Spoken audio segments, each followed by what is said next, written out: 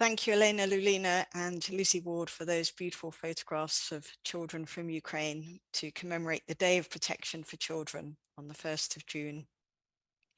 Hello, everyone, and welcome, especially to our colleagues from Ukraine, many of whom have had a very difficult time since we last met. I'll say more about that later. I'm Catherine Cox, and I'm an analyst in London and a member of the With Ukrainian Jungians team. Before we go any further, please may I remind you to select the language you would like to listen to now, if you haven't already done so. There are 8 to choose from. You must select the English channel if you wish to hear the Ukrainian speakers translated into English. So you'll find the channels on the globe icon, which is at the bottom of your screen if you're on a laptop. Otherwise, just look for the little row of 3 dots and that should take you there. So before I introduce you to our guest chair, let me quickly tell you about what we have to look forward to today.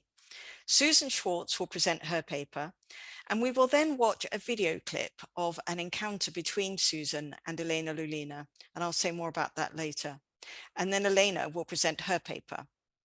Now, because we have this extra video clip, we're going to be rather tight on the Q&A. So this is what we thought we would try. Today, we will use the chat function, not the Q&A. We would really like your input into this topic. So please do put your thoughts in the chat in English or Ukrainian as we go along. It can be thoughts, comments, questions, whatever you like. Sally Arthur and Elena Brante will pick out a few. And if necessary, we will also use the raise hand function. Now, usually the questions are quite slow in coming, and then there's a great big whoosh of them towards the end, which means we can't get everyone in. So please don't be shy. Just join the conversation and let's develop the topic together. Then we will have the notices, including a guest announcer, and we will finish, as we always do, with the prayer for Ukraine. Okay, so today's guest chair is Stephen Bushell, who, in keeping with the title of this event, is playing the part of the absent father today. He is not here. I will leave him to explain himself in a moment. Just to say that Stephen is a Jungian analyst. He served his pastoral apprenticeship initially as an Anglican priest in various psychiatric settings. But alongside that, after 40 years of practice, he's trained as a Vipassana teacher. Now, I am deeply envious of Stephen because in addition to his private practice, he runs a retreat center in the Spanish Pyrenees, which he tells me is about following the call of the self to go somewhere, to listen to the wisdom of the mountain and the forest, and to welcome people into a place that invites rest and transformation. If only. Neil, would you please play Stephen's message? Thank you. A very warm welcome to everyone joining the webinar from wherever in the world you are, and a very special welcome to all of you joining from the Ukraine. The subject of today's webinar invites us all to stand in solidarity with all Ukrainians defending their country and culture. And our topic this evening invites us to particularly remember all fathers and sons at the front line. The call to arms demands that men leave their families. To be present at the front line means being absent from home and loved ones. And I will shortly invite us to keep 1 minute of silence. In that we can call to mind all the absences that this abhorrent war is causing. The absence of fathers, sons, brothers, the absence of loved ones who have lost their lives, the absence of home for those who have had to leave, the absence of ability for those who have suffered injury to body and mind, the absence of peace, the terror of ongoing war, and fear of cultural erasure. So let's keep a minute of silence together.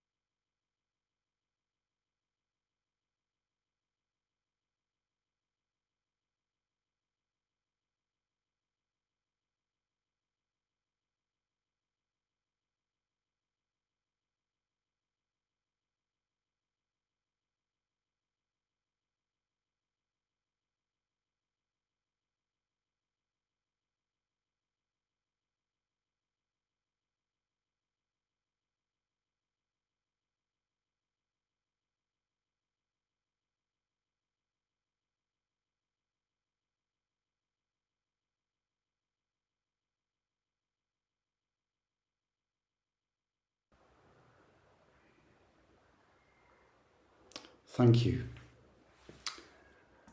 By way of a strange synchronicity, I too am absent this evening. I was so pleased to be asked to participate in this webinar. Yet, no sooner were we into discussions about the content than I had a very different demand to consider. My son gave me very short notice that he would be getting married in France on June the 7th, meaning that I have to be travelling today. My travel plans meant that I would not be able to be present at the webinar, and I was torn. But it was clear that as a father, I had to be present at the wedding. Talking it over with Susan and Elena and Catherine, we decided that I could be present by this recording. And yet we were very aware that I am a sort of absent father to the process this evening. My own reflection is that when the father archetype is constellated, we men are pulled in two opposing directions. One direction is toward the mother-infant dyad, but to a certain degree, we are outsiders to the intimacy of that bond. The other direction is the pull into the world, to make provision for the family or to serve some greater cause. This is evident in the most famous of absent fathers, Odysseus. His son, Telemachus, was not yet a year old when the Greeks came to summon Odysseus to join the forces going to do battle with the Trojans. So grief-stricken was Odysseus at the thought of leaving his son that he feigned madness in the hope that he would avoid being enlisted. But that was one plot that didn't work for the Homeric hero, and as a result, he was separated from his wife and son for the best part of 20 years. Homer introduces Odysseus in the Odyssey as a man of sorrow. He grieves all day alone on the island of the nymph Calypso. Alone on a headland, he sits sobbing his grief for his lost home and family. This image, I suggest, uncovers the deep pain contained in the hearts of absent fathers. But if we fathers can risk being with the pain of our absence, then, paradoxically, we might find the gentleness and tenderness that are the source for real intimacy. So this evening, I'm delighted to introduce our two speakers who will take you deeply into this important subject. For me, it's been a great pleasure to get to know Susan and Elena by way of our Zoom call plans to plan this evening. Susan Schwartz was trained in Zurich, is a member of the IAP, and is based in Arizona, USA, where she has her analytic practice. Her book, The Absent Father Effect on Daughters, Father Desire, Father Wounds, has met with great acclaim. Susan has given many lectures on the subject. The book was translated into Ukrainian in April. It's always good to talk with Susan online. She sits in the most wonderful armchair, which has a throne-like quality. You feel the quality of her listening, and I've so enjoyed her ability to pick up on a comment and lead it towards new openings. It's a great gift which I'm sure you will enjoy this evening. Elena Liulina lives and works in Kiev.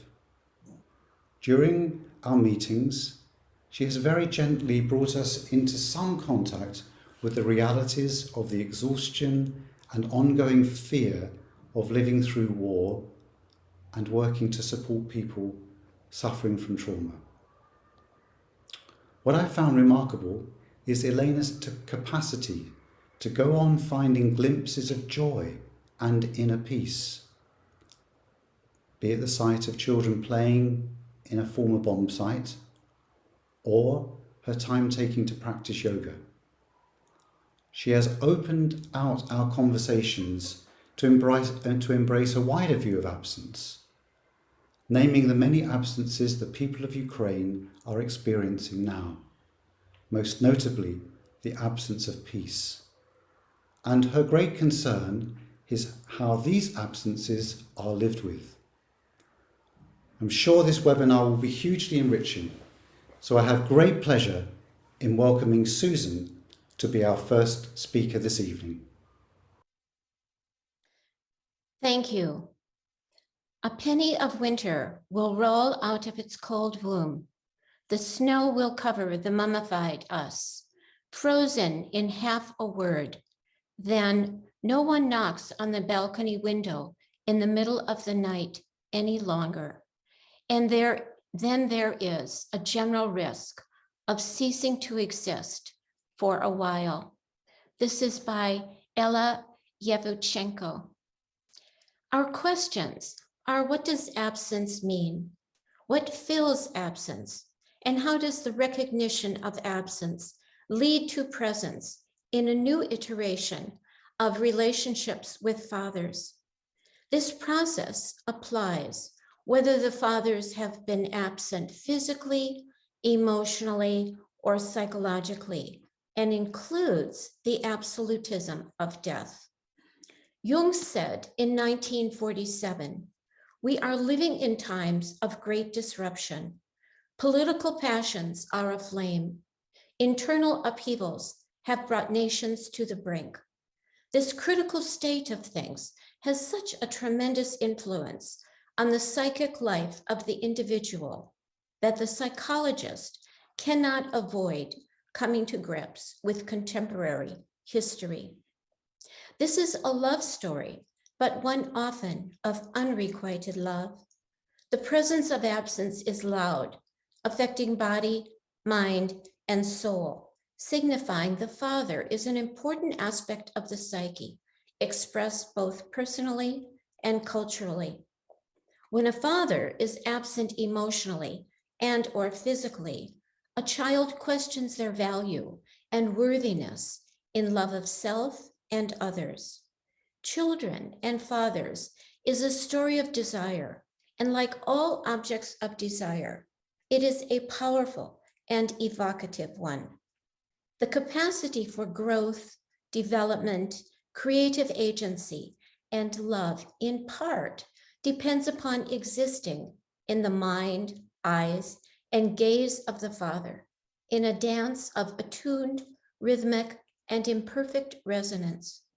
Absence can only be born if it is recognized as such. Father's absence calls for a new spirit to release the joy, play, and spontaneity in living as a child learns to recover from these wounds. The journey is to repair. How we fill the absent space becomes crucial for personality, physical, and cultural transformation and development. Even though other factors in development are present, such as mother, culture, learned gender roles and styles, etc., attention here is focused on the sorrow, loss, grief, and new growth from the absent father-child dynamics. This is not to be fixated or gender specific. It is to accentuate the presence and absence of the father figure, affecting and necessary for finding the range of flexible and supportive inner masculine presence. We see the absent father appearing in the unconscious father complexes, archetypes, and symbols in our life and dreams. The personal narrations here illustrate the dark emotions, the shadow of feelings unaddressed, and the psychological needs. We cannot retreat into avoidance, but must challenge the old structures to know how we got here and where we are going from these moments of breakdown. This constitutes a premature disillusionment and carries in its wake, besides the loss of love, the loss of meaning. There was no explication to account for what has happened. Facing the gaps and abysses is at the heart of analytic work. Analysis brings dissolution and unbinding of imprisoning patterns. Therefore, from the absence and lack, we can gain by mourning and acknowledging the issues so transformation can be forged. This presentation illustrates some of the emotionally complex and internally deadening and blank spaces from the father figure and his absence on psychological and physical life. After all, he is present as both an inner and outer object. When a father cannot see, regard, or be with his child, the threads of the personality are ruptured and one retains a hole in the heart. The effects are poignant and call to be examined, especially in the crisis of war, when many fathers leave abruptly. The sorrows and losses are unavoidable and the pain compelling. War heightens the helplessness, idealization, needs unmet, longing, desire, and opens the question if, when, and how he will return and how his absence will be filled. The explication of these dynamics and its effects is underlaid with the hope fathers and their children emerge into more conscious and fulfilling relationships.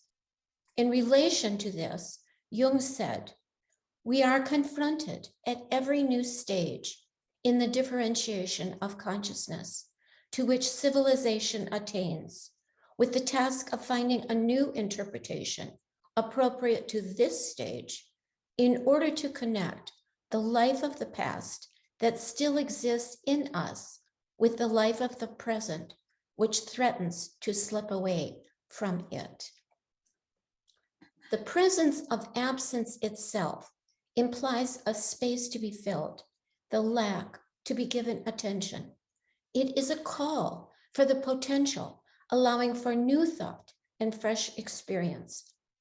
A woman in therapy named Lee dreamt, "The father is like Putin. He had 3 daughters, and one was suicidal. She is under his thumb. Myself and another sister cry, as she will kill herself, and he does not care. She is a poet. He trashes her work. She ate glass. He will not change." Her dream embodied an absent father experience, leaving intense emotional affect. She drew a connection between this negative father complex and how her body had accommodated and responded to its intrusive and controlling energy, creating a defensive way of approaching so many life situations. She experienced life with nausea and existential dread, needing but not yet finding security. These wounds and their lack express the repressed, the grief and loss, the damages and the old patterns. This focus on the shadow, ignored and unsaid, sheds light not only on the symptoms and problems, but also on the treatment and renewal. The absence. War presents another and differently intense examination of loss, absence, helplessness, and recovery, magnified by the collective shock reactions. The sudden loss of the father leaves traces in the unconscious, gaps sometimes forming psychological holes. To mitigate this loss, the child becomes the keeper of the father's tomb, or in a sense incorporates him to preserve and keep him alive. The child is caught between 2 losses, presence in death or absence in life. Jung commented on future generational and personal lacks, symptoms, and problems, saying the father is decisive in the destiny of the individual. This quote speaks to the value of a loving, expressive, and present father figure. His absence is a problem that is or should be preoccupying in our times, as it is sadly not an uncommon story. Without a father, a child might grow up in a twilight state, non-differentiated or embroiled in an internal tug of war, between wanting to come alive and pulling back. Compulsive and negative thoughts and behaviors kill off desires, feelings, and bring dissociation from self and others. Subject to self-betrayal, denial of satisfying hungers and pleasure become distorted and obsessions take over. One becomes disembodied. The trouble is signaled by the insistent and often frantic emphasis on the persona and ego. From childhood, we develop complexes, ongoing narratives shaped by words, body language, emotions, images, rituals, and interactions in articulating our life. Too few opportunities for good experiences between a father and child pass on a legacy of non-involvement and personal detachment. Action becomes inhibited, emotional development arrested, and adulthood feigned rather than realized. Without sufficient emotional connection, attachment becomes difficult and inhibits satisfaction in relationships, so that love is a difficulty, not a pleasure. Identification with or ignorance of the absent father effect can bring melancholic attachment to an internalized absence. Desperate and isolated, one deadens themselves, going through the motions, but not fully living, always looking for what is missing. The longing for personal involvement and empathic understanding signifies the importance of father relatedness. The effect of being trapped in a complex of absence and lack saps energy and depletes the person and culture. The primary context in which betrayal is experienced is the family, for it is there that the first love pact is sealed, a pact that menaces and at the same time makes possible individual psychological birth. A terrifying vulnerability is obscured just enough to be out of immediate vision, but the gap is left bleeding. Absence can contribute to one's self-image as inadequate, with the anger and depression turned against oneself. The need for fathers. Jean-Paul Sartre, French philosopher in 1943, during World War II wrote, "I now exist as myself for my unreflective consciousness. It is this eruption of self which has most often been described. I am myself because somebody sees me." We come into this world ready for a father, to want his recognition of us, to be with him. We innately need a nurturing and caring father figure, as this reflects a symbolic pattern in the individual and collective, conscious and unconscious. The archetype of father is perceived through a variety of symbols and images internalized from the religion, literature, myths, and fairy tales reflective of each era and culture.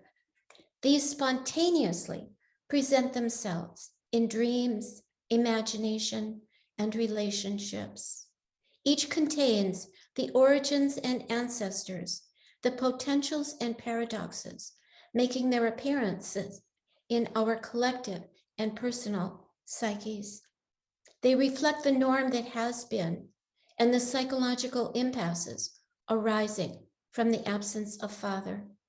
Father encompasses the archetypal images of care and security on the one hand, and devouring, possessiveness, and deprivation on the other.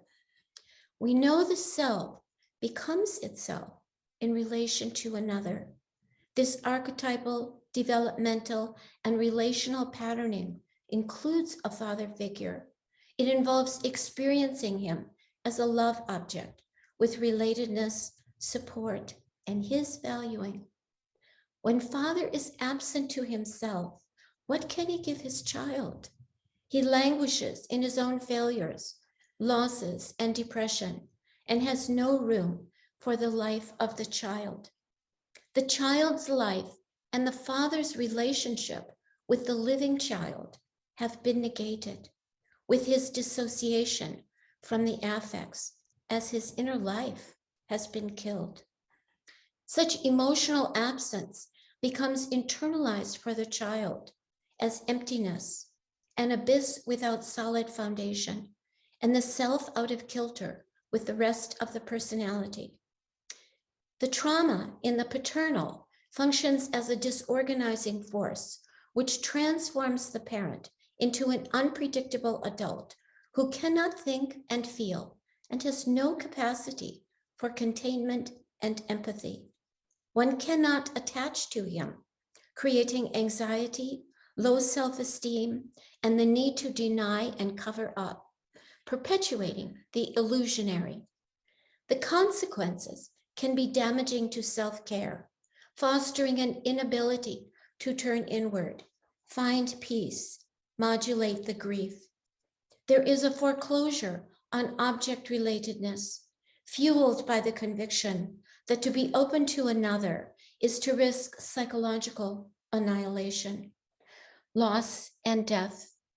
This all begins with the secret psychic death in childhood, when one begins to give up, the spirit overpowered when unloved and wishes cut, rejected not only by the father, but now also by oneself. A true and vital part is lost. The yes feeling or the capacity for growth and roots to the basic system have gone awry. The presence of his absence is and has been profound through the ages. The problem reaches to the intrapsychic depths and archetypal roots, to issues of self and culture. The father relationship has remained a dark terrain supported by cultural, complex, and patriarchal biases, keeping fathers untouched as if they were not essential to their children's lives. Until recently, a veil of silence surrounded the father relationship, perpetuating denial of the problems. His absence has dominated. Lee said, "The silence was tacit and persistent. I remained unsure how to react or feel about him way beyond childhood. He was part of myself that was missing without an awareness of any presence. I grew up on a foundation of fanciful stories and discordant voices, not knowing what to believe."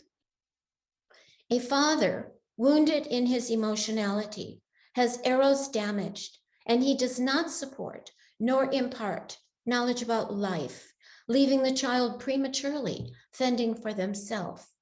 Some can integrate this loss, others are ripped apart. Andre Green, French psychoanalyst, charts the psychic reverberations of a child attempting to enliven a depressed, bereft, or absent father. This resuscitation becomes the life task. The child leads a shadow existence, sucked dry, giving the father figure continuous emotional blood transfusions, so he will perhaps come alive and be present. The maneuvers designed to sustain a link to the emotionally depleted father become a kind of war against the self, the body, the affects, and functions like a bulwark against growth. Generational attitudes of father denial and lack have castrated men, justifying their deprived and deficient emotional development. Countless generations of fathers had no time or accountability to participate in family life, and their emotional relatedness was submerged into the unconscious. In fact, a father wielded so much influence in family and culture, a child did not question the quality of his presence or absence. Many psychoanalytic theorists failed to recognize their own personal shadow or their father's shadows. Jung himself wrote only one essay on the father, and he had 5 children. The psychological and emotional absence can bring alienation from the body, with various physical reactions pointing to the disconnected inner system. In psychological literature, the link between body and the father's absence is rarely mentioned, yet distress and shame often result. One's body feels in bits, and there is a sense of being cut off and separated, different. One develops various forms of self-betrayal, absence of thought or creativity, and is unable to access the inner space to think, fantasize, or find meaning. Living in the shadow of the father's absence, without much pleasure or enjoyment, one can be shocked by life, feeling unable to negotiate its vicissitudes. An underlying feeling of inadequacy comes about when the child cannot save, protect, or change this father. Taking on sorrows and/or betrayals, the child meets loss in the blank mirror of an absent father. One adopts an exterior of confidence to the father who might return home, unable to handle or recognize the child's needs, desires, or his role in continuing the wounds. Paradoxically, the more absent the father, the less the child can bear the separation from him. One might remain young and immature, identified with and enthralled to the male, desiring to be most special, the light in his eye, the childhood longings to believe father is good and the need to defend him are clung to and disguise the hurt from his lack of attention, presence, or ability to express love or care. The father is like a breeze through a vacant home, vanished, a shadow. Glimpses of him seemingly there, but not. The chronic loss of him is often accompanied by anxiety and depression, leaving one without solidity or selfhood. When a father is emotionally unavailable, early experiences of love come packaged with deprivation. This person experiences low self-worth, hesitancy in the world, often avoiding intimacy, or an internalized distant father leads to a hostile inner world of rage, numbness, or manic reactions, obstructing inspiration and arresting self-integration. Or early childhood, characterized by father absence, can leave the child believing the male and or paternal role is unimportant and unreliable. Perhaps he becomes godlike, an untouchable hero, and therefore distant and unapproachable. He becomes larger than life, his absence filled with wishes, dreams, fantasies, and illusions. A child goes through a natural stage of idealizing father. But if he stays ideal, there's a distorted sense of his reality, and this can leave one helpless, submissive, and masochistic. The self-affirmation is disjointed, and being present in the moment is an emotional trial. An internal psychological wedge develops, preventing access to a loving and reparative self, and a scared self takes over. The personality, as shaped with the absent father, protects itself by creating a carefully orchestrated, made-up world to defend against the anticipated outer threats to inner precariousness. The dreams revealing the state are floating in outer space, no tether, nothing to hold onto, and no one knowing that one is there. Branded. From the idea that the self is not given to us, I think that there is only one practical consequence. We have to create ourselves as a work of art. This is Michael Foucault. Fathering has to do with past and future relations, events, feelings, and experiences. A father figure influences the images a child holds of him and themselves. He is important, and this is the point. to emphasize the value of the good paternal figure and what happens when he's not there. The unlived life passed on to the child is faced in therapy, tracking the imaginal world, creating different symbols of the father as creative energy becomes released. Returning to the example of Lee, she did not want to admit her father's distance and lack of attention, summing up her feelings, saying, "I have just wanted to ignore the distress and feel stronger for getting through on my own. My numbness was organic and harmless to others. Have I waited too long? Is it too late for help to really make an impact on myself or the world?" She had a dream of falling on the treadmill. Her father was standing there, but did not try to catch her.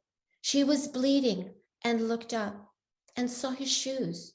She never expected his help and was surprised at any suggestion of this as a possibility. She accepted him looking down on her impassively and dispassionately. Such a father with no capacity to relate to the child's mind and emotions has a direct behavioral and emotional impact. In therapy sessions, Lee explained she related to people based on a need to please and could not tolerate making mistakes or garnering disapproval. Having little guidance as a child and fearing her father, although he was rarely home, she learned how to be a person from the internet. She told no one about missing a father. Would anyone want to hear about her sorrows, longing for the interactions, play, and love with a father? His absence left her with a secret despair and depressed. Lee remained dimly aware of a space where she lived inside herself, masking her feelings of father loss and lack, an absence hidden from the view of others. She determined from a young age no one was to know about this place. She experienced a form of isolation from herself, numb to body sensations, and separated from the immediacy of experiences, leaving her devoid of spontaneity or aliveness. Now she was with a partner and had a small child, but the facade was cracking with the pressure of getting older, seeing her body change, and wondering about resuming her career. She brought a dream to therapy that had repeated over 15 years, in which her father put his hand on her thigh so forcefully it burned her flesh to the bone. Branded, she could not rise against the resistance of his hand. Later, she thought about filling the wound with concrete. How could this wound heal? Concrete would make her flesh inflexible, heavy, and non-human. His branding gave her a father wound, imprinted on her for life. Although emotionally absent, his influence was heavy-handed. Her skin could not breathe in concrete. Yet the dreamer registered no horror at the dream's ghoulish image, neither rage nor defiance at the father, but passively accepted this as her fate. Lee said she was numb from too much stress. Was she referring to current or old stressors? She didn't know as they blurred together. She often went silent in therapy, not understanding how to express or formulate what she felt. Blocked inside, she sidestepped conflict, avoided what she called burdening others, not asking for or getting what she needed. She was passive. She did not make many decisions and found it safer to just give up. At all costs, she masked her emotional responses. Lee's dream was personal, a statement of oppression told without display of emotion. It could also be taken as an impersonal portrayal relevant to collective and cultural situations of absence, lack, and paternal oppression. The dream father was forbidding, larger than life, unrelated, forcing his mark on her, and she had no way to resist. Nonetheless, the imaginal world, the dream world, also carried signposts, opening the wounds, mirroring messages from the unconscious, pushing the envelope for self-discovery. The dream gave Lee a strong message about what was suppressed and reminding her to become aware of the harmful impress of father's emotional absence. She has taken in the loss, and this has been recreated internally. She needs help with finding meaning out of what has seemed incomprehensible and lasting catastrophe. This could alter and emerge from her personal and collective reflections on father absence by exploring the psyche and bringing renewal. Li represents what is referred to in the Chinese Book of Wisdom, the I Ching, as hexagram number 18, called corruption or work on what has been spoiled, decay.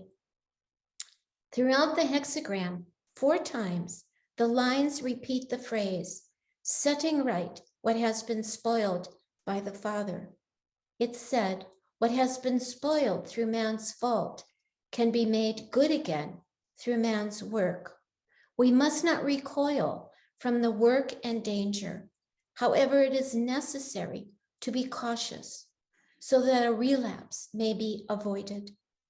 This entails facing the reality of problems, mucking in the decay, comprehending the deleterious effects of the not there father, and having help to do so. The hexagram demands consciousness to engage with the negative, limiting, and self-effacing patterns developed without the good presence of a father figure. Only then does the decay transform, and with perseverance, create something new. In Jungian psychology, Lee was embarking on the painstaking yet rewarding process for fashioning a related, helpful, and kindly interior father image. The psychological and physical wounds were addressed through attention to the unconscious, bringing her reactions into conscious life. She was continually surprised at the dream messages as they helped her to compose images of a different interior father, supportive, guiding, and believing in her. She gradually developed her artistic nature as the psyche responded, restoring a life-sustaining inner world of richness and representation. Although the actual father remained absent and emotionally not there, his presence was filled by Lee herself. Adam Phillips, British Freudian psychoanalyst, said, "There can be no representation without passion. Passion entails inner circulation and exchange." Jung stated, "If you contemplate your lack of fantasy, of inspiration and inner aliveness, which you feel as sheer stagnation and a barren wilderness, and impregnate it with the interest born of alarm at your inner death, then something can take shape in you, for your inner emptiness conceals just as great a fullness, if only you will allow it to penetrate into you." The absent father pattern calls to be filled with psychic contents arising from the unconscious into conscious life.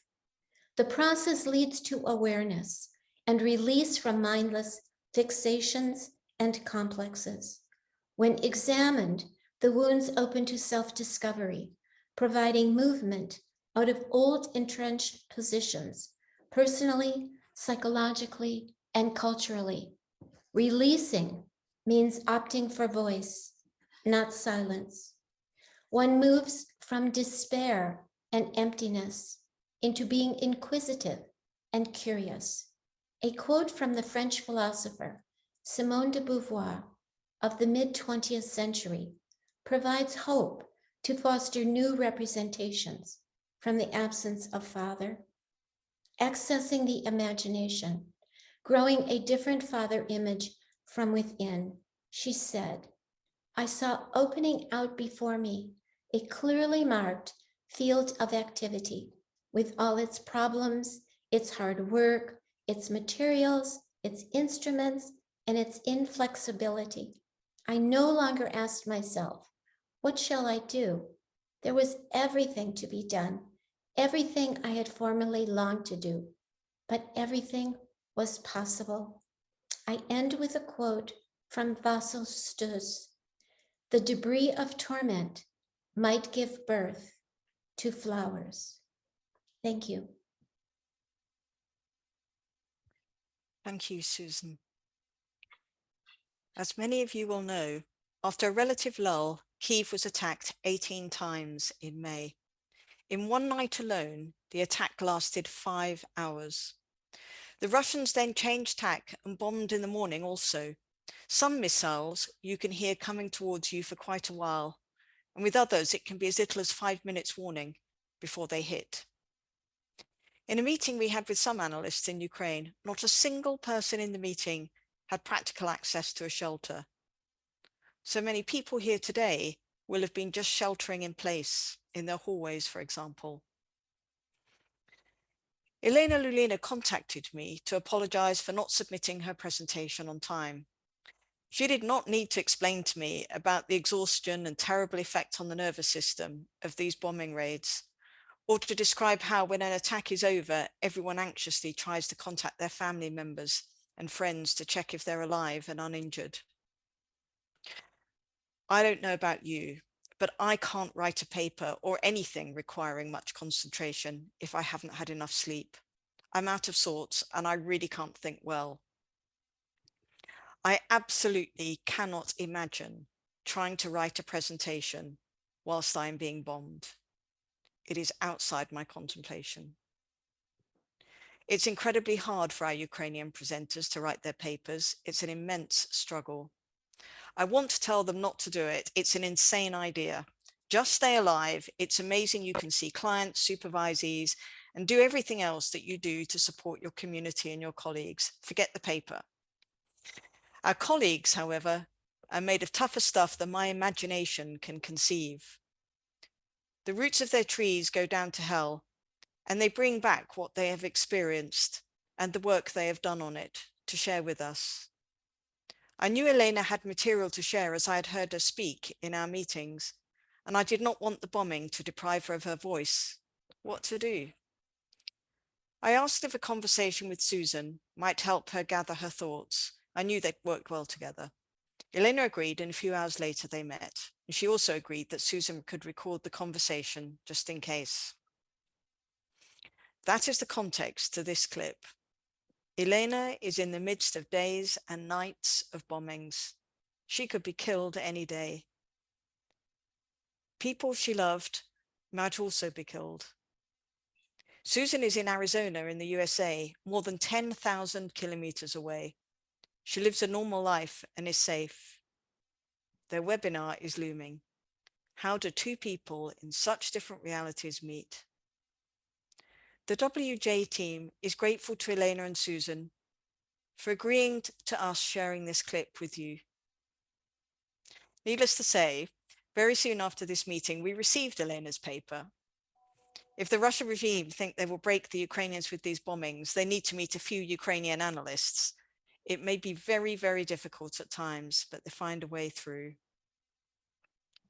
Rather than risk a mishap with her presentation, Elena has recorded it. So after the clip of the meeting between her and Susan, we will play the recording of her presentation. But I'm pleased to say that she is here with us now in person in the room. Thanks, Neil. All right, so we are going to begin and continue our discussion on absence. I would like to ask you a question, Elena, which is why this topic appealed to you. This topic is appeared to me in a different question, and maybe for me it's very important. It's like feel absence in topic of absence, and then it's like a father. Yes. Yeah, Yes. because for me is at first now it's absent of peace when I'm in here, and last several weeks is absent of good enough sleeping. It's also here, and it's very deep emotional state when I couldn't find. And I lost my safe inner place, and it's difficult to back to this inner safe place, and it's about try to find a present. Well, you know, my thought is that what you just described is certainly the absence where you are in your country, this kind of huge insecurity, lack that I think a lot of us cannot really understand. But just the few words that you described of absence are quite close, also in their emotionality, to what people describe when there is no father figure. It's like this whole space is gone, and security, foundation, life as we thought it would be is no longer there. Mm-hmm. You know, it's for me, I haven't problem with the absent father. So it's why maybe for me now it's more easy to find to connection with the God, because my father died several years ago. And anyway, it's like today morning, you know, it's after night attacked. We have another one in the morning time, and it's sometimes it's really unexpected. So several last week we have just in a night, and now just another one in the morning. And you know, I wrote in my presentation about waiting, accept unacceptable, or waiting for something which I don't want that it's happened with me. And it's very exhausted, and I'm very tired from this hypersensitive feeling around sound. So my mind, I don't want to do it. I would like to hear music. I would like to hear you, but it's instinctively, I'm all the time in my office, in my home, with my client, with my relevance loved one. I'm very hypersensitive attitude, what is happened around. Yes, but you know what you describe is also what happens inside. So what is going on outwardly represented inside. And I believe that that amount of absence that you're saying and the depth to which it is felt is what is also felt when the personal father is gone, when there is space that one wants. You want peace, you want comfort, you want security, and you can't have it. And it isn't there. And how to make sense of what you don't want. And there's a certain helplessness I would imagine, in the midst of it, where you can't get back to what you need. One can't get back to that place where you imagine you would be comfortable, you would be all right, life would be full again. Absence, I think, is so profound. What you describe and what is experienced without is so deep. I think sometimes we never can kind of get to the bottom of it. The absence is so huge. Its absence so huge. It's an equal, the present also so huge. It's like compulsive present. It's very huge, and it's like overwhelmed for me. And it's how I could find the middle of this. And I know that it's in this situation, when in war is continuing, it's very difficult because, for example, if I can have some rest and go to my friend abroad, my family is here, my son, my husband, and it's continued to very hypersensitive attitude with my relevance, and it's like never endless. Well, you just said something, your relevance in the midst of absence. Isn't that what we need to find? Is our relevance, our importance, our value, meaning, life? Because you are relevant, we are all relevant, and so relevant, sadly, of what is going on. None of us really should take our eyes off or our hearts away from what is happening. Mm-hmm. I think what you're describing is something I am trying to imagine inside of myself. I try to imagine it all the time, and I don't believe that I really can. The absence of Father, as we have been discussing, is an absence in a way as profound as what you are talking about. And yet you are talking about another kind of absence as well.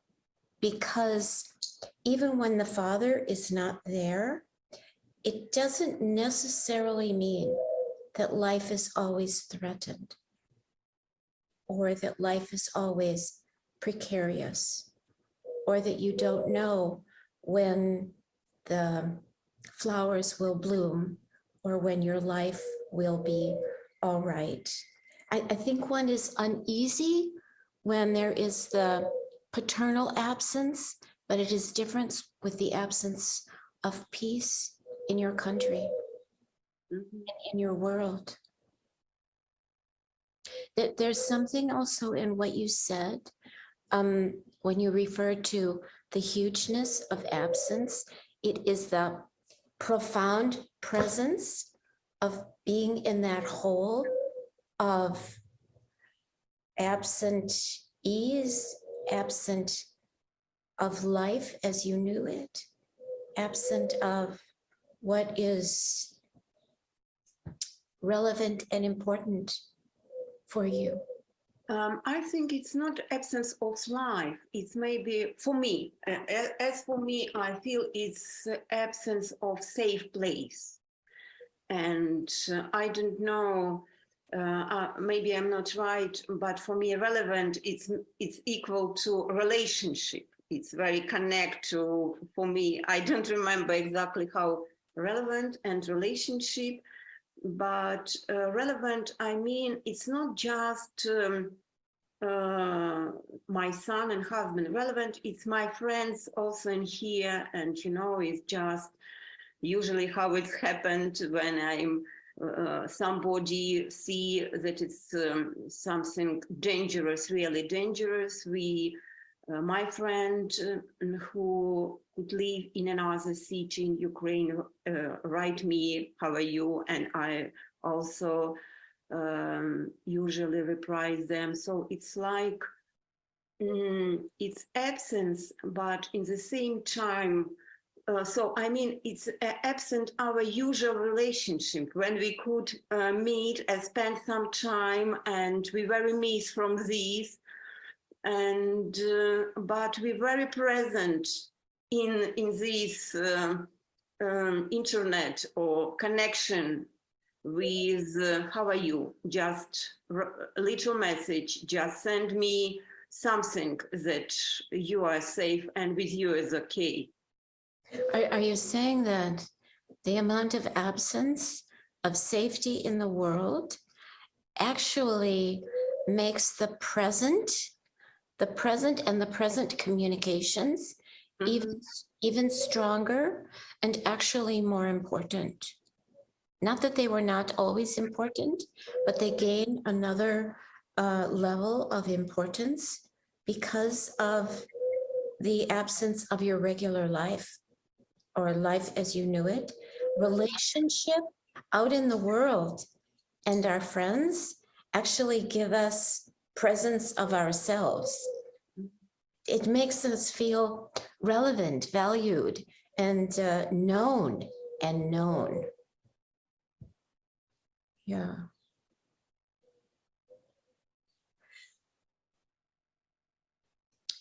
Do you think there's something else we should say about this?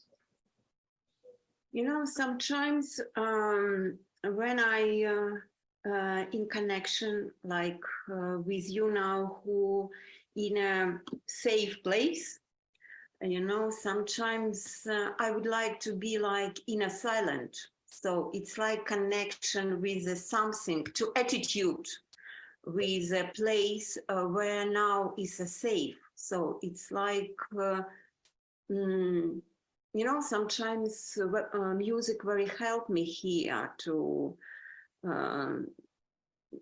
not be very attitude to the around sounds. I could put here in my ear and listen the music, but maybe we could stay a little bit in a different place together. You're more safer and more dangerous, like just through the silent. Yes, I agree. We will, but I also think that there is a continuum between you and me. Mm-hmm. So even though we are miles apart, kilometers apart, and also different worlds apart in many ways, there is a connection that you and I are making and have made, and actually has happened through all of the webinars and meetings, etc., because all of us are connected from whatever looks as safe to whatever is threatened, to the fullness, to the absence, because we carry that within ourselves. And even when you said about the silence, I wonder if our unconscious is carrying some of that silence as well, in a empathic or trying to understand way. And that, even though there are words, there are no words that convey the connectedness that is there. So it's there in the words and without the words as well. Yeah. Yes. So do you think that we should end this small recording with a couple of moments of just silence, and then we'll turn it off and remain? How's that? Yeah. Yes. Yeah. All right, so let's just do a little silence. I'll turn the recording off and then we will continue a bit. Yeah. Okay, okay, sounds good.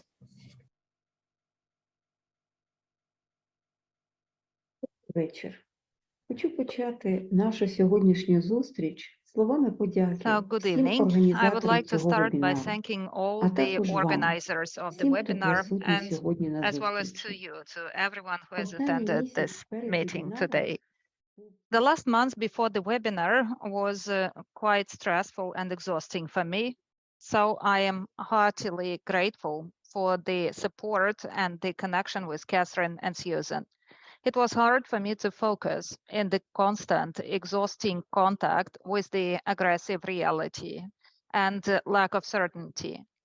When I lost my inspiration and senses meaning. The words of Catherine, something that she wrote to me when she suggested just try to be a midwife, say what you want to say. That was very helpful for me to tune into the slightest changes in me rather than waiting for external changes and change in the external circumstances. Now I would like to start my presentation.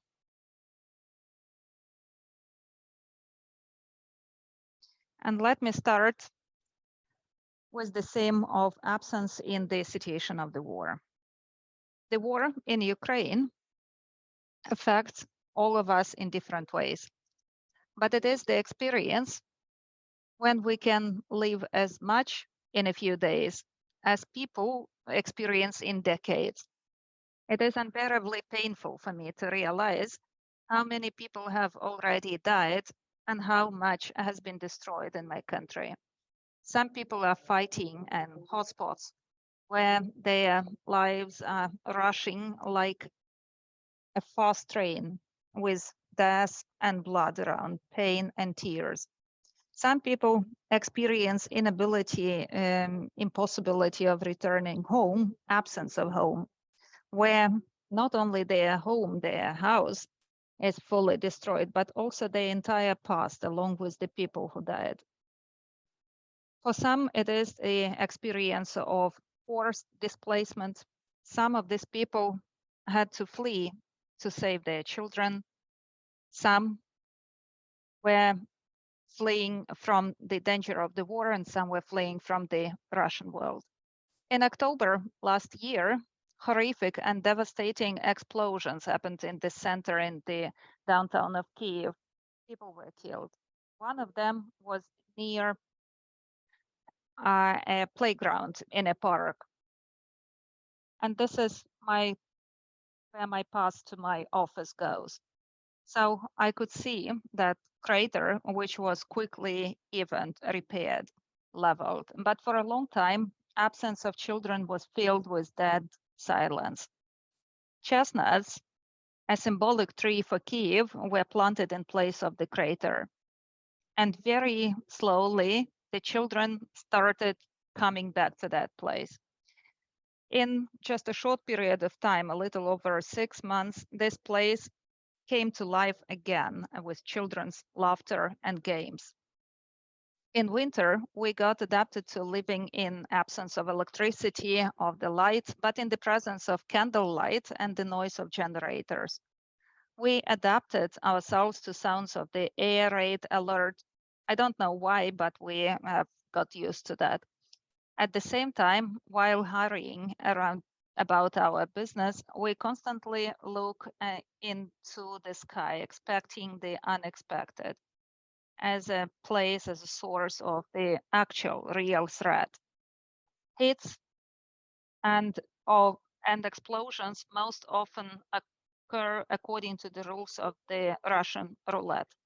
We continue living in the presence of constant danger, where the body is always alerted with hypersensitivity to external sounds. In these abnormal conditions, we learn to take care of ourselves, of our bodies and souls, finding our inner anchors of stability and resilience. The peculiar feature of today is manifested in the deep mutual penetration of the individual, personal, and the public. A few weeks ago, I was feeling exhausted after another night of missile attacks, loud but fortunately accurate work of air defense fighters. In the morning, in this confused state, I left my home, and I was pleasantly surprised to see children and many adults dressed in embroidered shirts. After that kind of a night, they didn't forget about that day, Vyshivanka Day, embroidered shirt day. I was overwhelmed with a sense of incredible pride for all of us, and I felt inspiration. Experience of the war divides us into service persons and civilians, into those who stay in the country and those who have left. We become tougher, more principled. We do not look for polite words. We often find ourselves at a loss for words to express our feelings to others. One of my good friends who works with civilians in smaller damaged or deoccupied villages told me that in the absence of words or voice power, people seem to freeze with the phrase, "We are fine, now everything is fine." At first, she decided to start singing with them. And then they learned to shout, to yell until the voice and words returned. Then they developed some facial expressions and some agility in their bodies. And only then they were able to grieve after having experienced those events. One of peculiar features of consequences of war in the theme of absence is the service persons and civilians who unfortunately lost their limbs. They face the absence of what they naturally used to move, and now they need to learn to move in a new way. After participating at an international conference of the Unbreakable Rehabilitation Center, where I had the opportunity to communicate with people who are truly unbreakable, I felt better. I felt easier when looking for words to talk. They expressed their common request to the audience, not to feel sorry for them, but to the extent possible, they wanted to see smiles, and if possible, they wanted some polite signs of attention, of affection. Their path of rehabilitation is a path of hope, disappointment, and flares of hope again.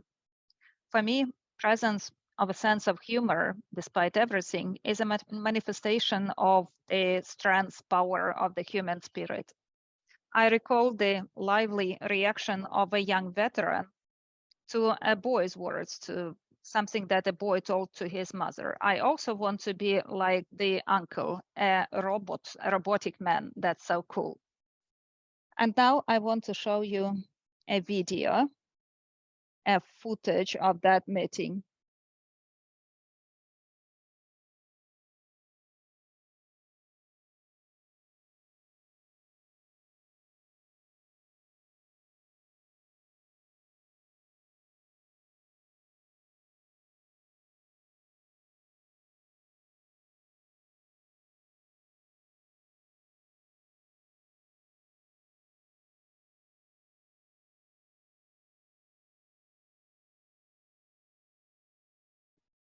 French artist Jean Helion used Spinoza's words quotation to title his triptych. Peace is not absence of war. It is virtue, a state of mind, disposition to benevolence, confidence, and justice.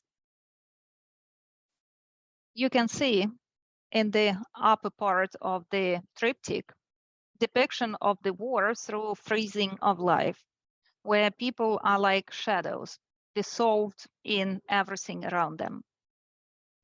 For me, the war in my country is truly about absence of peace and security. However, it is about presence of our tendency trend to be benevolent, confident, and just. The Ukrainian society keeps the memory of traumas and defeats. However, we do not forget about victories and the possibility of surviving even where others would have given up. Often, events happen not because of, not due to, but in spite of. The effect of absent father. I like the statement by the French psychiatrist Pierre Janet. Every life is a piece of art, molded from everything that was available.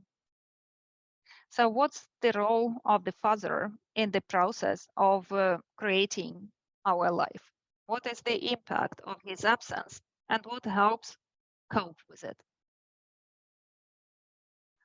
When I was thinking about the topic of the webinar, I recalled from my childhood my grandmother's story about her father, my great-grandfather, who was a military pilot, and during the Second World War, he went missing.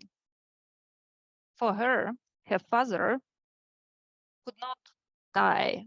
In her story, my great-grandfather took the opportunity to secretly emigrate to the United States. It was a story of her hope that he would one day make himself known. Interestingly, I not only believed her story, I started imagining my great-grandfather living in a faraway country and the possibility of our meeting one day. When I opened our mailbox, sometimes I expected to see a letter from that faraway country. Through my imagination, he became present in my childhood. About a year ago, I had a dream where I found a military pilot's tablet in a drainage place with an article about his heroic death and also his watch. Now this watch, for me, is a symbol of the eternal present, filled with a variety of sensations of time. Valuable and lost, heavy and carefree, flying and stopping at a point, destroying and healing. Absence of a father always manifests in an adult in the form of a shadow child, where the child's needs for love and security are denied. A lost child often holds on to his or her resentment, unable to play and be joyful. An adult cannot live a productive life until this child is comforted and reassured. In the same way, a child cannot calm down or be comforted until he or she finds their parents. Several years ago, I completed a long work with my patient who had an absent father in her childhood and repulsive and distant and critical mother. At the age of 7, she was abused by a neighborhood boy. This was our long journey of joint work in the hope of restoring the relationship with the little lost girl. Until now, I clearly remember my vivid emotions when I received a touching letter from her by email. It was a message from a young girl to a patient, and the young girl and to the patient, and at the same time to me, which I will now read out. It started like this. Good night. Hello, you are awake, and so am I. How old am I? I am your eternal girl. I miss you. I'm waiting. I hope. This is probably the only feeling that will never die. One can lose or forget everything. Love, faith in oneself, in people, in goodness, in some orientations in life, but hope will live on as long as my heart is beating. I've got used and I've learned to be alone. I freeze alone, I cry alone, I comfort myself, I dream, I rejoice alone. Yes, I can do that too. I get sick alone, I heal alone. I'm afraid of being a burden. I sit in a corner and I want you to understand and know that I have no one else but you. And you have me. And maybe you just didn't notice, you didn't know, but I have always been there for you. Where you were laughing, crying, happy, hurt, where you were scared, where you needed to be careful. I didn't know how to reach out. I am a girl who does not remember her childhood, who was pushed away, who was not noticed, who started thinking that this is how it should be, that this is normal. But I see you, and I want to help you. You just need to let me do that. I'm so glad that you see me, that you know that I exist. This matters a lot for me. What do you feel for me? I'm not asking for proof or confirmation. I don't need them. I will just always wait for you. Remember that. This message was unexpected and expected at the same time, a symbolic manifestation of the transcendent, which by coincidence I had to read when at an airport.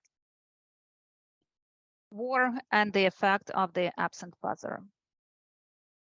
The effect of an absent father in the territory of Ukraine has deep historical roots. And in the modern form, it started developing back in Middle Ages, during the era of the so-called Cossack liberation movement, where Cossacks went to the forefront, brave warriors ready to die for their homeland, but poorly adapted to ordinary life. The Cossack era brought not only the military glory and valor, but also a generation of fatherless orphans and strong women who often bore all the hardships of life without a man.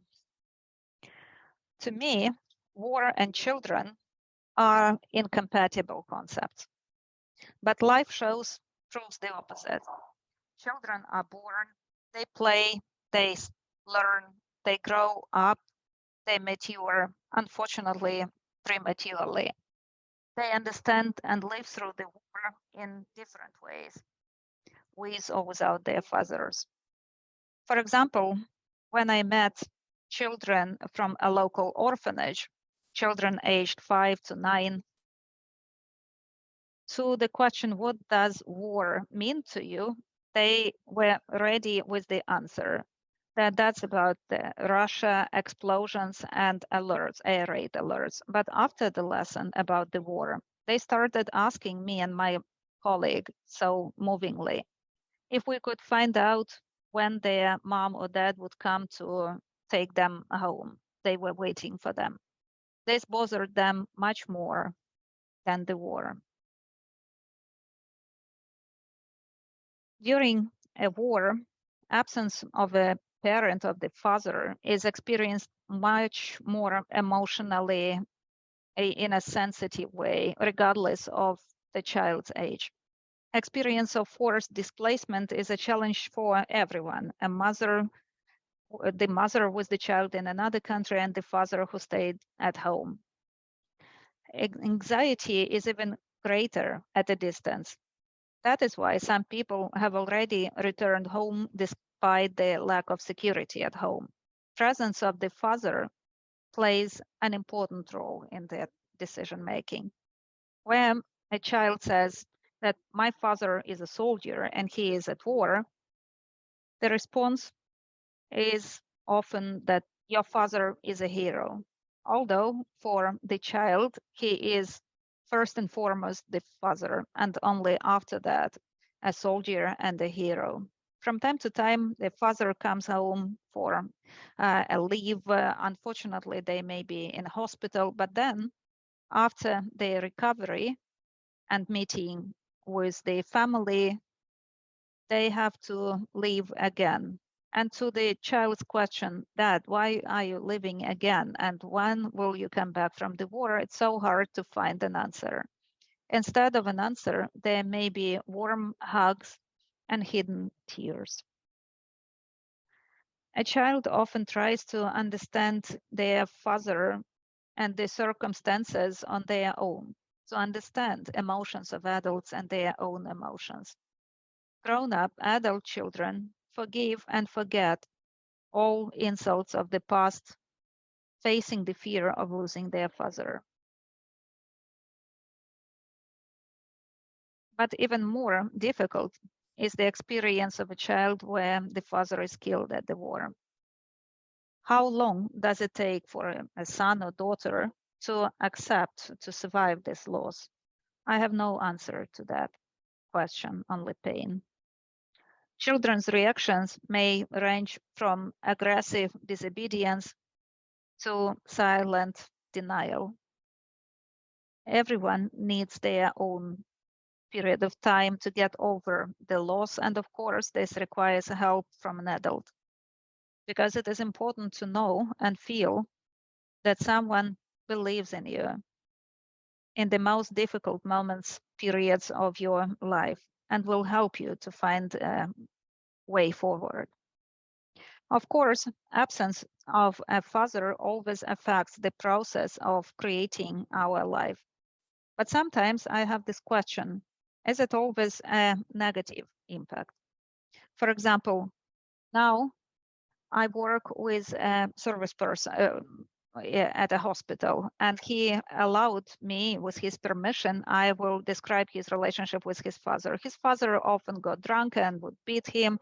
When he was 5, his parents divorced, and then he was no longer beaten. Of course, when he speaks about that, he sounded resentful and hurt. As a teenager, he escaped from his village and went to Kiev, where his adventures were very diverse and different, but he was intuitively open to a supportive father figure. And such a person appeared in his life, and he is grateful to God for that. Since February, he has undergone 11 surgeries, and now he is undergoing his rehabilitation period.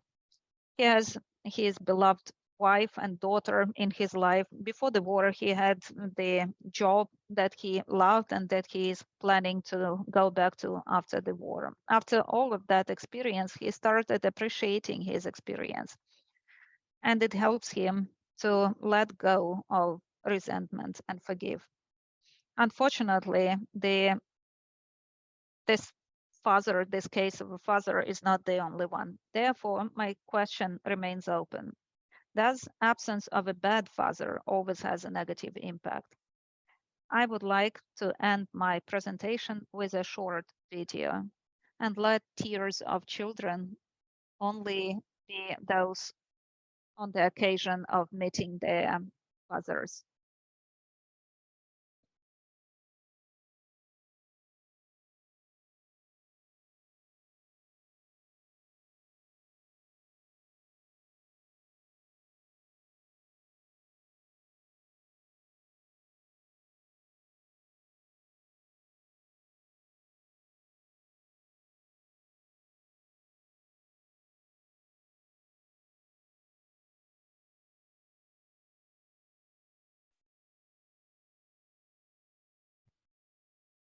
Thank you, Elena. Thank you, Susan. Well, we've got just 10 minutes now for comments, questions. And while you're thinking of any, Elena Brante will read out the Ukrainian ones, but I'll read some comments that have already been put up in English.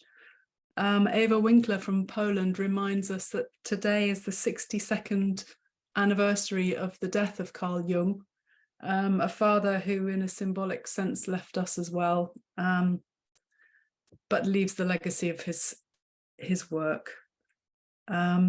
Susan Scott commented that the absence of a safe inner space is profound in one's personal life as well as for others in a physical sense. And then we come to some direct questions. Rose Nelson's, how does one reach inside and create the father for oneself? I think Elena covered, but I mean, that's a long... Do you want to, Susan's smiling, do you want to give a brief answer? We're short of time, but... I will just briefly say, I think oftentimes when people go into analysis and therapy, they have a way of accessing themselves, their dreams, their journals, and really evaluating and letting themselves feel and reflect the absence and the wishes for the presence. So I think it's really going deeply into oneself. Thank you. I absolutely agree with Susan, because for me, it is also very much about the desire to meet, about the meeting, and to experience that through one's imagination.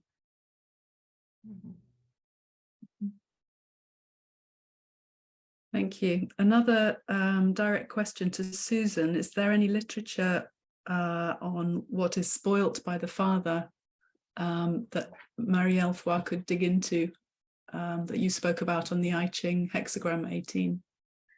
Well, I think it's helpful to read the hexagram. And I think if you look on Google, I think you're going to find a lot of references. And there are some Jungian books that are also written on it, not just mine, but there's quite a few others. So I think it's easy to be found. Thank you. Google holds the answer. It does. Another comment, Judy Cowell in the UK comments that the images are all of females.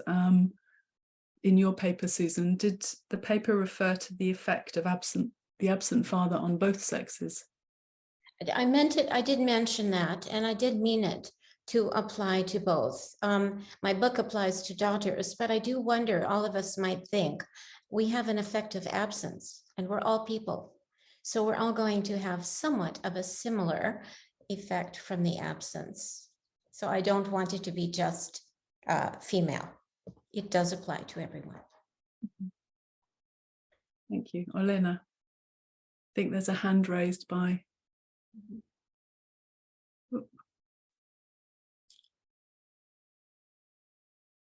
Absolutely. Julia, you've raised your hand. But we had this agreement, I guess, to write the comments in the chat. So, Sally, how shall we? Well, we've got Yuri Danko in the chat. Why don't we do the raised hand and then Yuri, because there are only two that I can see so far.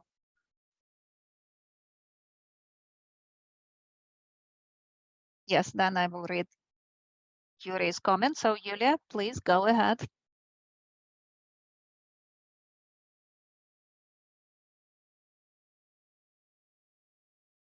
Unfortunately, we don't hear you well. Your voice is very low. Your sound is very low. Maybe now you can hear me better, right? So my question is this. Unfortunately, my father has been at the war from the very onset of the full-scale invasion, and I have this strange feeling. I rather want to go to join him in the war, not so much that he comes back home. I mean, I don't know what to do about it. I understand that logically that's somehow wrong and weird, but I don't know what to do about it, if it's even normal. Well, can I respond to that? Julia, thank you so much for your question. I believe that definitely that's normal to have this wish to meet him there. And I believe that one way is to just wait for that meeting And also imagine it, going to the water to meet the father, well, or just going to the water and join the efforts, the combat efforts. Because if it is about going to the water to meet the father, I believe that you should speak to your father about that. I want to be with him and I want to participate in combat activities together with him. So be in combat with him. Yes, you know, as in those movies, films, back to back. Well, I have these fantasies. Well, one thing is fantasies, but I believe that this is about whether you have any connection with your father now that he is at the war, and if you can discuss that with him, if he would agree to have that meeting with you at the front line. We did have a video talk with him recently. He knows me well, and he told me directly that, for example, my husband or my brother should not go to the war, but you can go to the war. You will have fun there. Well, that's what he said. So he's kind of looking for you there. It's not that he wants me to be there, but he knows that it is kind of inevitable. Well, I believe that you can discuss that with him, how this wish could be implemented. Now, unfortunately, my family won't let me go there. My husband definitely won't let me go to the war. Well, then you can stay in this wish and this desire of meeting him there. I'm looking forward to that meeting. And you can pray that he comes back alive. After he left, we very much improved our contact, our relationship, because before that we hardly had any contact, but now we try to talk to each other at least weekly. It's good, even though the price is high, it's good that you have developed a better contact with your father. That's it, and thank you so much. Susan.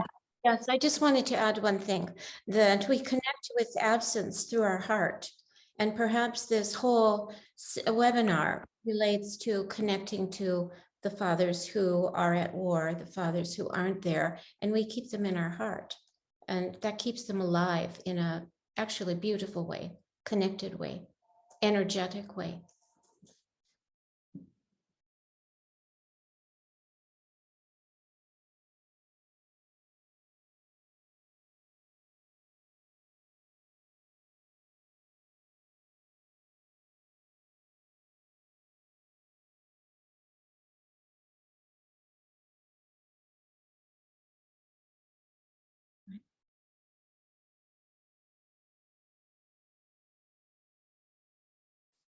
Thank you. I can see that we just have a minute left. Thank you.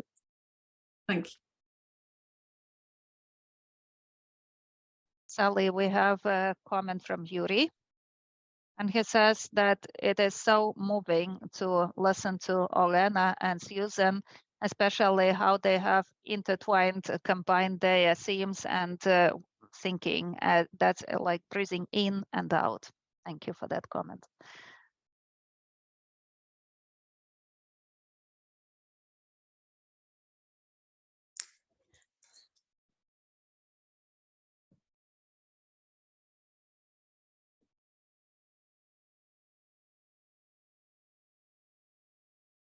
And Sally, I see another comment in English, right? Yeah, I see it. Thank you to both Susan and Elena and the facilitators. This was profound from the beginning. This is from Susan Scott. The Arvo part Spiegel in Spiegel was a wonderful lead-in. Will peace ever come? We pray that it may. As Spinoza said, peace is a virtue, a state of mind, benevolence. Thanks, Elena. Well, that's a good point to end on. So I'm handing over now to Catherine. Thank you, Sally and Elena, and a very big thank you to Susan, Elena and Stephen for the rich content of this webinar. Susan, thank you for your caring and supportive holding of the webinar, and Elena, we applaud you. I'm afraid that being pushed for time, and my thank yous are all going to be very brief, to Wordly Wise and our excellent team of interpreters for your loyalty, commitment and expertise, to the WJ team, Jackie Fisher, Claire Mouchot and Sally Arthur, to Sanctus Media, Neil and Ray for the smooth running of this really quite complex webinar, to the analyst in the US who sponsored this webinar, to Elena Liulina and Lizzie Ward for the moving slideshow that we saw, and to all of you for coming today or for joining us via the recording. A very big thank you. Now, before we finish, a couple of important notices. The first, speaking of our resilient colleagues in Ukraine, is a guest notice by the developing group in Ukraine. Svetlana Shevchenko is in Safaritsia, which is about 30 kilometers from the front line. It's close enough for missiles that can be launched from smaller road vehicles. And she told me last week that if she went to an air raid shelter, every time there was a missile attack, she would never eat. She also described the challenge of trying to contain a client in a session when they suddenly come under missile attack. Welcome, Svetlana.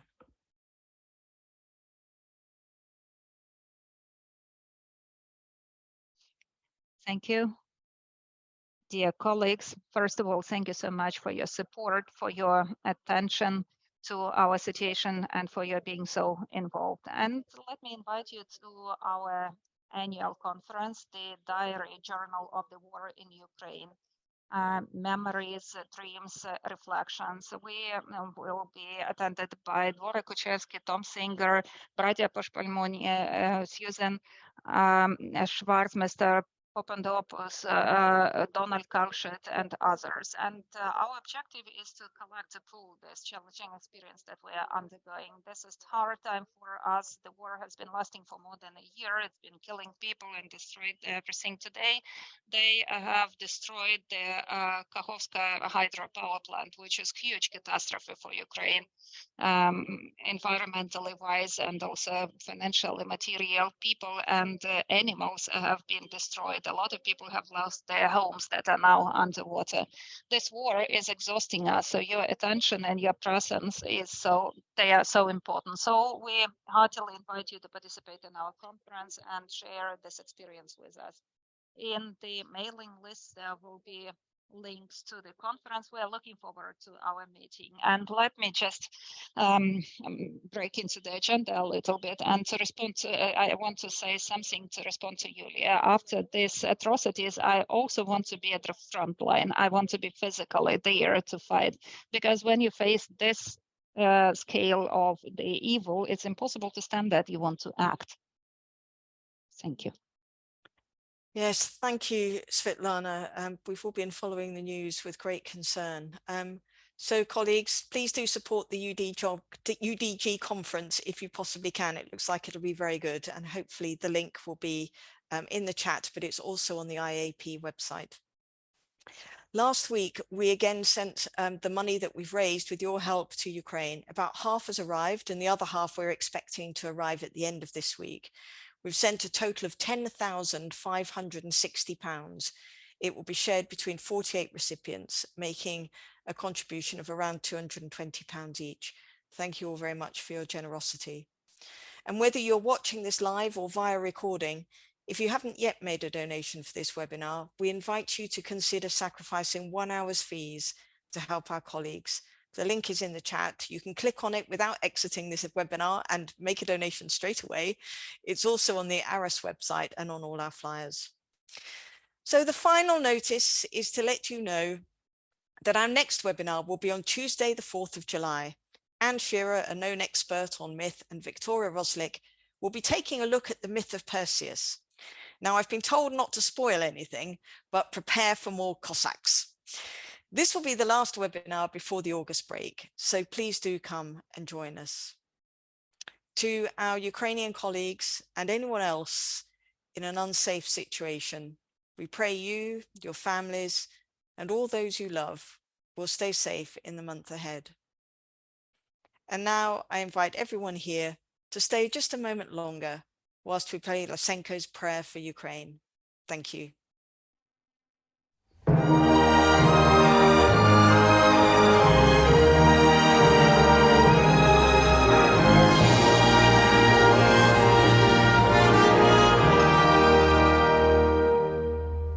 Whoa.